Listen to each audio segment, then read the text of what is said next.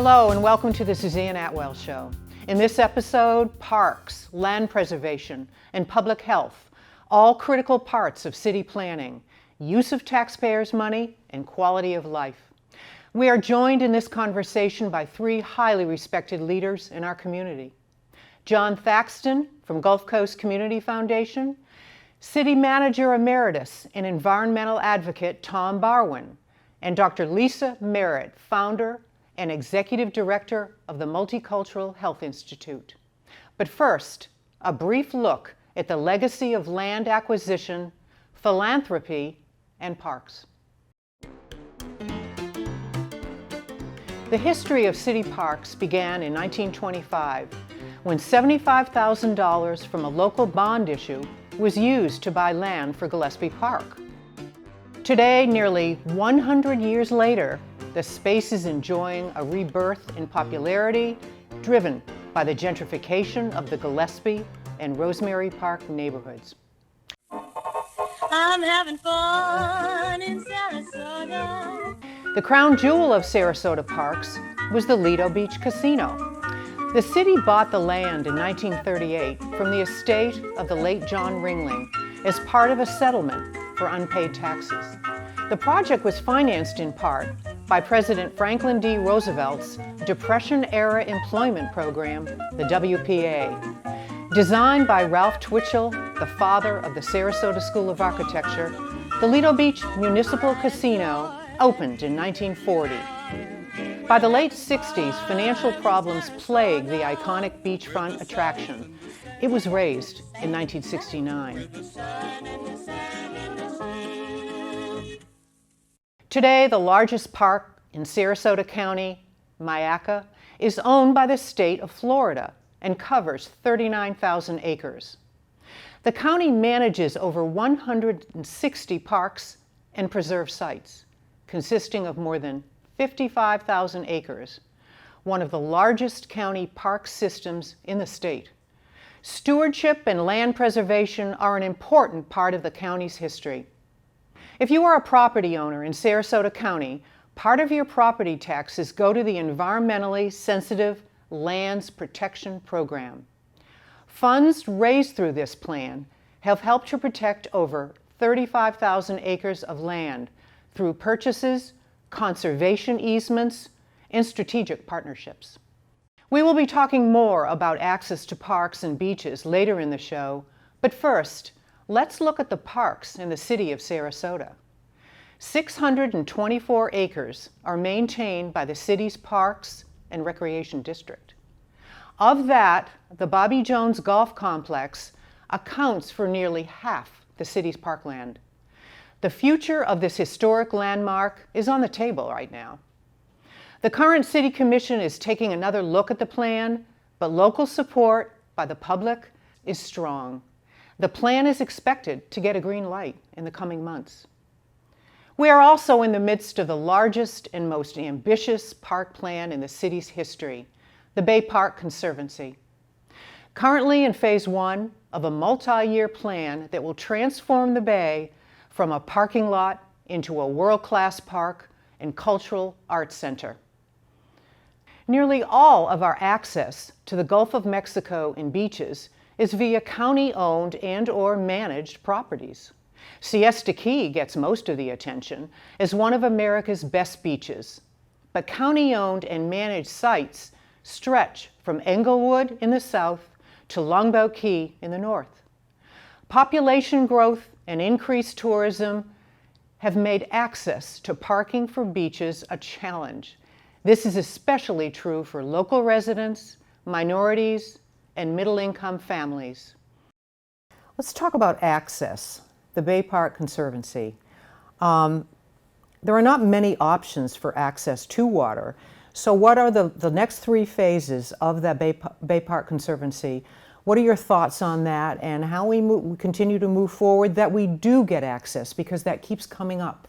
Sure. Well, let's start by assessing the Gulf front and Bayfront access on a linear basis in the entirety of Sarasota County.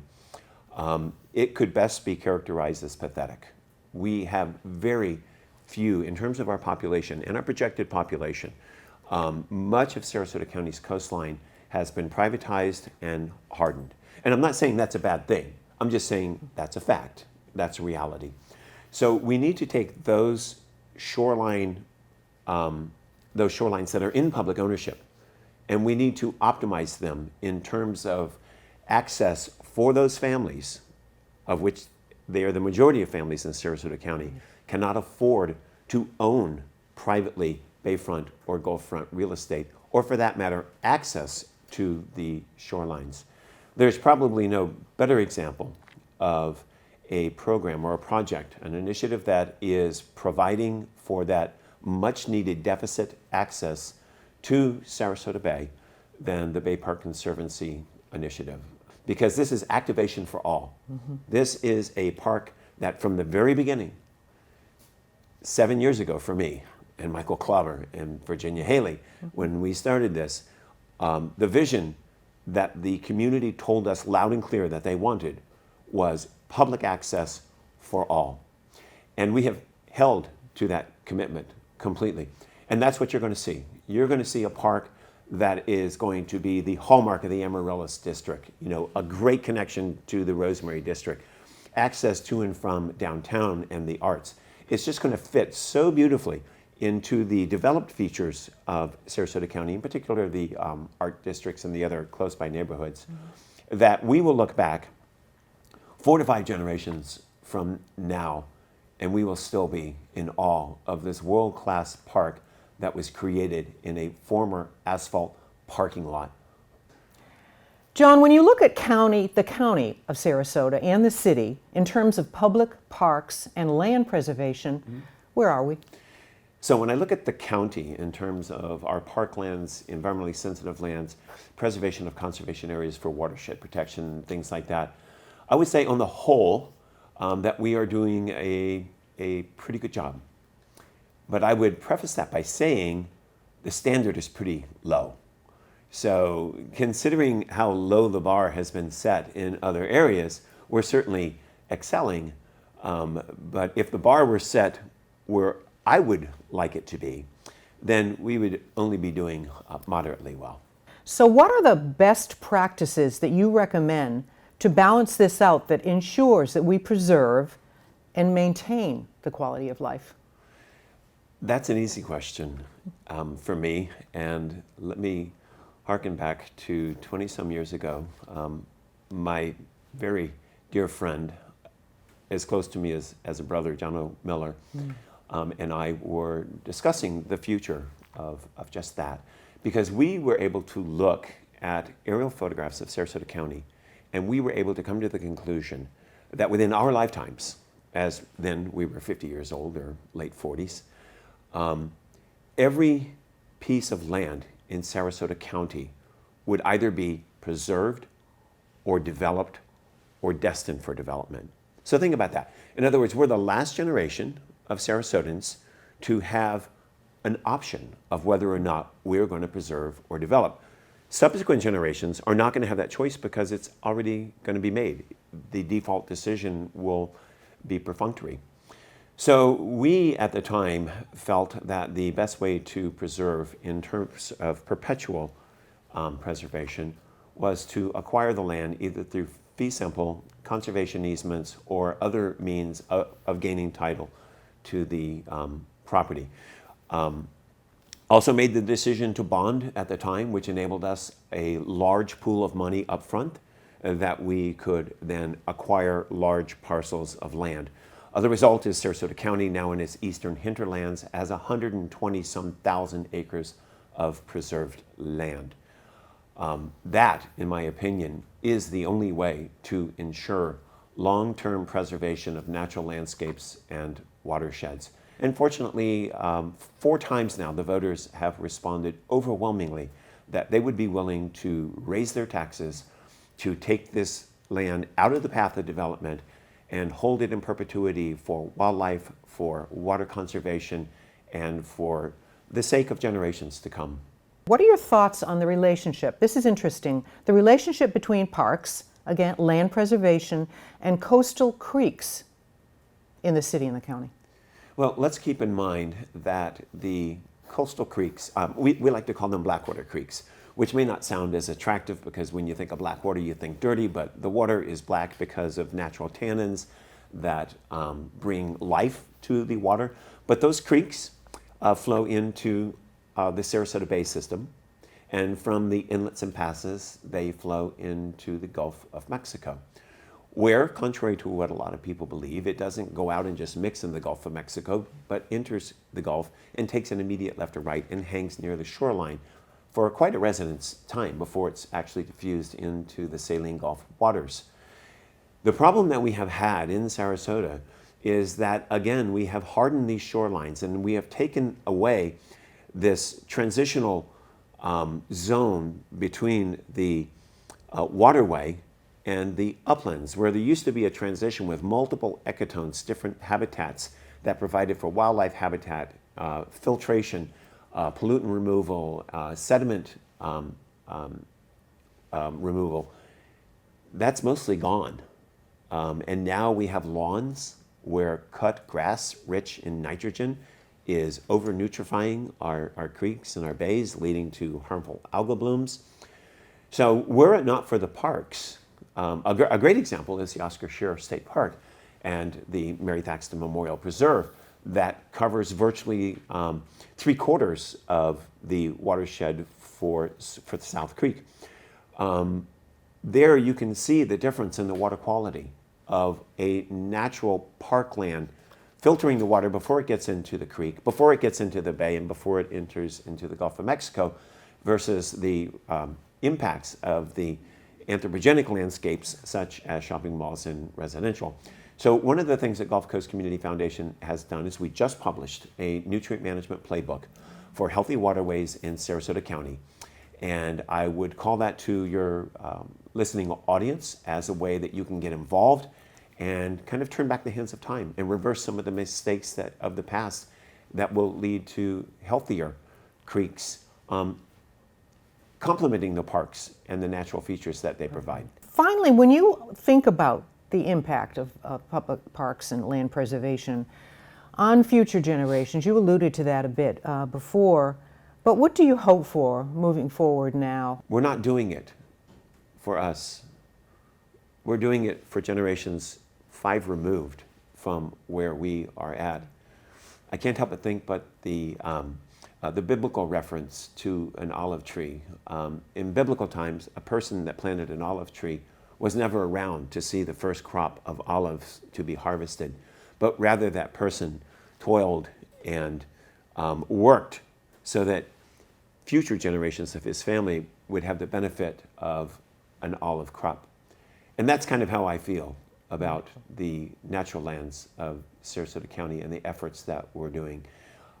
We may think it's important for us now, but come back in 150, 200 years and then look at all of Sarasota now completely developed. No more green space left, save for those lands that were acquired through these programs and multiple generations of Sarasotans caring. Stewardship, conservation for future generations, John captured it perfectly. But as we all know, vision alone does not always translate into accomplishment. Our next guest knows a thing or two about leading cities, municipalities, and getting things done. Welcome, Tom. It's great to see you. Nice to see you again, Suzanne. Thank you. During your term as city manager, you have consistently advocated for parks and land preservation. Why? Because of several reasons. Obviously, here on the Gulf Coast, we have a lot to protect in terms of the environment and the bay and the Gulf of Mexico itself.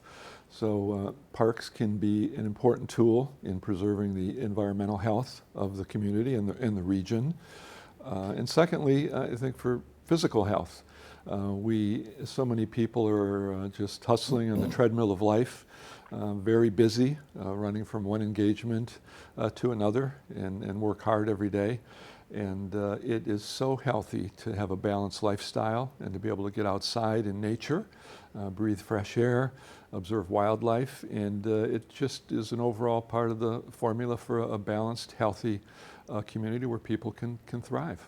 And as you know, there is a link between water quality and our ecosystem and a wise stewardship of public lands. So talk about that and give us a couple examples in our community.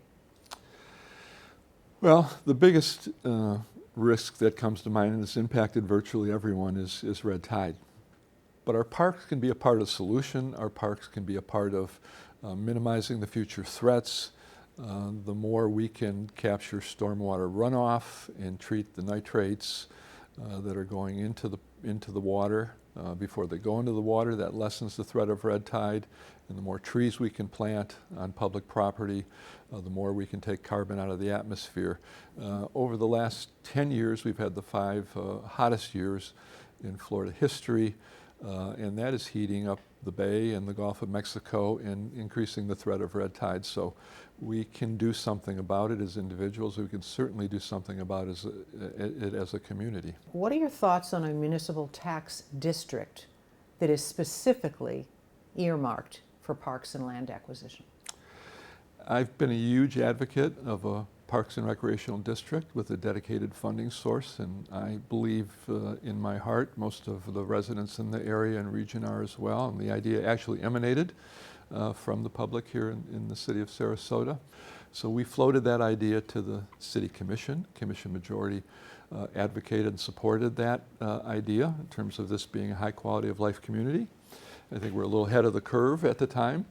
And we built it into the city budget. And we put the resolution on the City Commission agenda for adoption. And it was not going to be a tax increase. It was just really truth in taxation in a sense. Instead of, I'll just use this as an example in terms of big numbers, instead of levying 3.2 mills for the general fund of the city, we were going to levy 2.2 mills for the general fund of the city and 1 mill for the Parks District.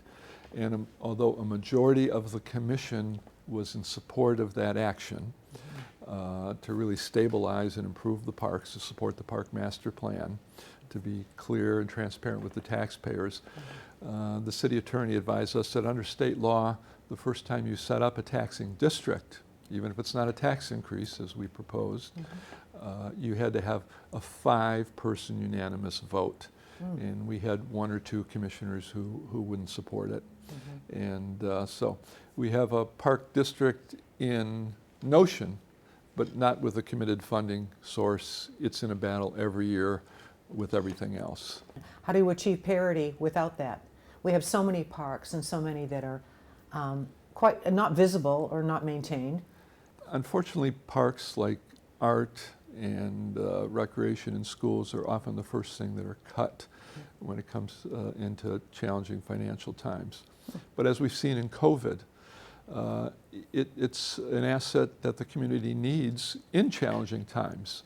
And I think we've just not paid enough attention to our physical and mental health and balancing that against all of our economic interests. So the way to preserve our parks and to have a healthy community is to fund them in a taxing district with a dedicated funding source so the taxpayers can see what they're getting, know what they're getting, and that every one of them can use that asset that they've paid for makes a lot of sense. And I believe it will result in better quality of parks and long-term sustainability of parks, and adding some parks in regions where we need them in the city and in the region. An area of the size of the city of Sarasota should have 10 to 20% of the property within the community as identified as open space and parkland.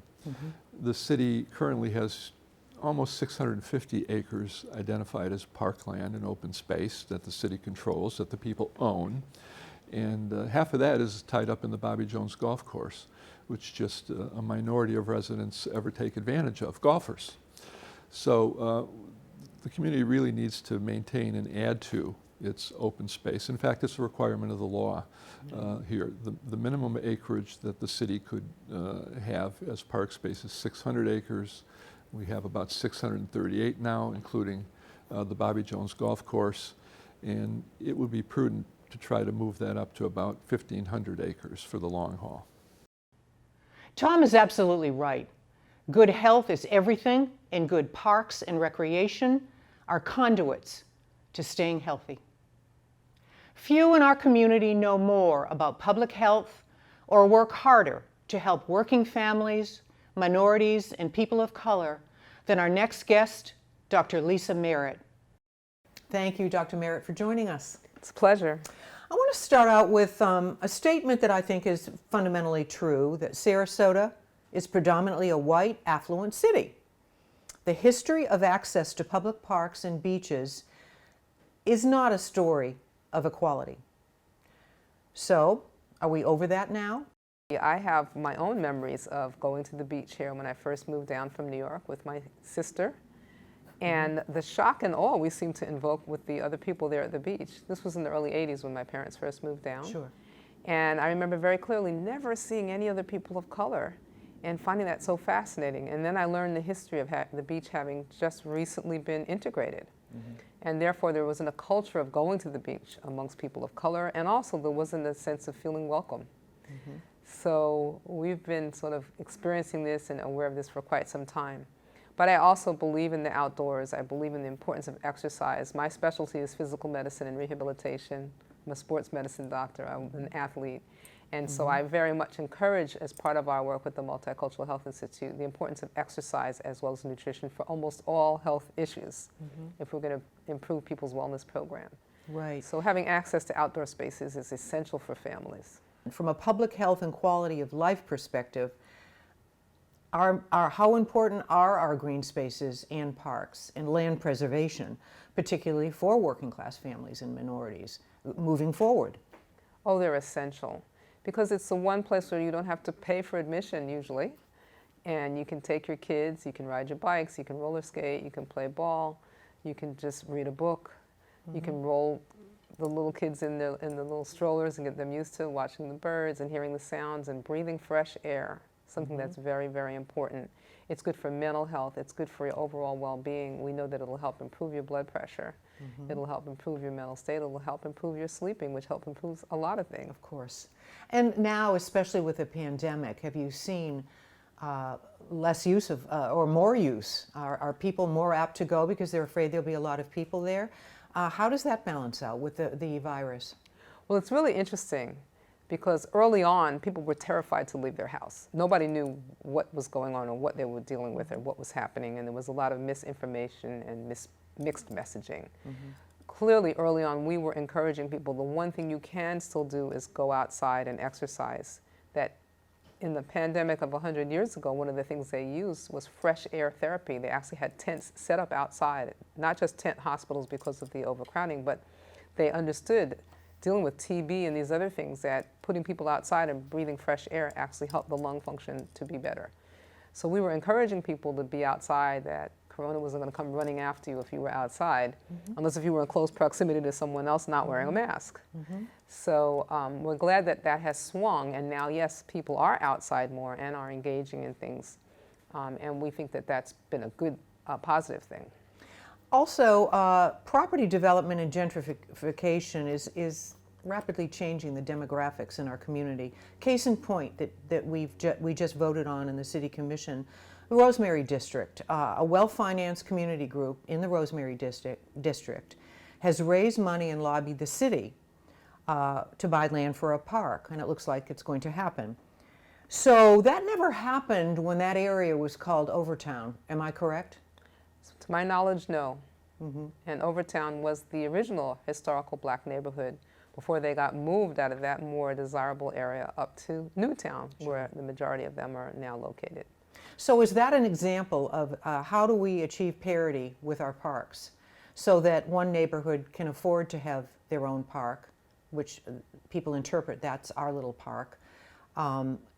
What about a taxing district for our parks? And so I think that anything that would apply funding, and that it would be an equitable process with culturally representative and knowledgeable and sensitive people as part of that process, that we could really work towards that idea of parity, which is necessary, because when we look at our communities of color, we're also dealing with significant health disparities, significant increased levels of obesity, cardiovascular disease, diabetes, cancer.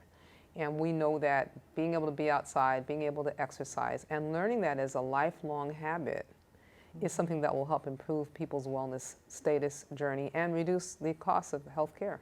What part of the access to parks, to part of the comprehensiveness of all this, mental health, physical health, that they will take with them and move forward as a health directive? I guess I'm trying to get at what their views of access are. It's kind of like you've been taught to stay within a certain boundary and don't step out of it, and people stay in their comfort zone. Mm-hmm.